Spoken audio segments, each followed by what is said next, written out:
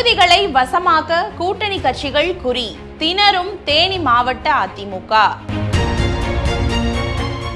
தேசிய ஜனநாயக கூட்டணியில் அடுத்தடுத்து இணையும் கட்சிகள் தேனி மாவட்டத்தில் உள்ள தொகுதிகளை பங்கீடு செய்வதில் முனைப்பு காட்டி வருகின்றன. இதனால் அதிமுகவினர் கலக்கமடைந்துள்ளனர். தேனி மாவட்டத்தில் ஆண்டிப்பட்டி, பெரியகுளம், போடி, கம்பம் ஆகிய 4 சட்டப்பேரவை தொகுதிகள் உள்ளன. தேனி மாவட்டத்தில் தொகுதிகள் உருவாக்கப்பட்ட போது காங்கிரசின் பிடியில் இருந்த நிலையில் படிப்படியாக இவற்றை திராவிட கட்சிகள் கைப்பற்ற தொடங்கின.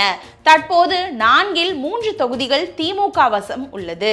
அதிமுகவை பொறுத்தவரையில் ஓ பன்னீர்செல்வத்தின் ஆளுமை இருந்தபோது இருந்த நிலை தற்போது முற்றிலும் மாறிவிட்டது.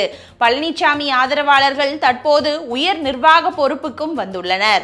மாவட்ட செயலாளர்களாக உயர்ந்ததுடன் வரும் தேர்தலில் போட்டியாளர்களாக போட்டியிடும் அளவுக்கு களப்பணி ஆற்றி வருகிறார்கள். இந்த நிலையில் தேசிய ஜனநாயக கூட்டணியில் அமமுக இணைந்துள்ளது. அக்கட்சி ஆண்டிப்பட்டி, பெரியகுளம் தொகுதியில் போட்டியிட உள்ளதாக தகவல் பரவி வருகிறது.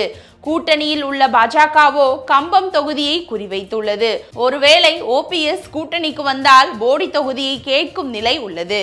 இருக்கும் 4 தொகுதிகளையும் கூட்டணி கட்சிகள் குறிவைப்பதால் அதிமுக தரப்பினர் கலக்கமடைந்துள்ளனர்.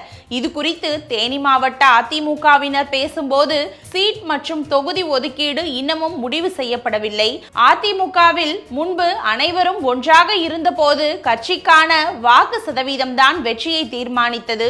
தேனியை மையப்படுத்தி பலரும் அரசியல் செய்ததால் அவர்களுக்கு இங்குள்ள தொகுதிகள் மீது ஈர்ப்பு இருப்பது நியாயம்தான். ஆனால் இரட்டை இலை சின்னத்துக்கே வாக்கு வங்கி அதிகம். மாவட்டத்தில் அதிகப்படியான தொகுதியில் அதிமுக போட்டியிட்டு வெற்றி பெறும் என்று தெரிவித்தனர்.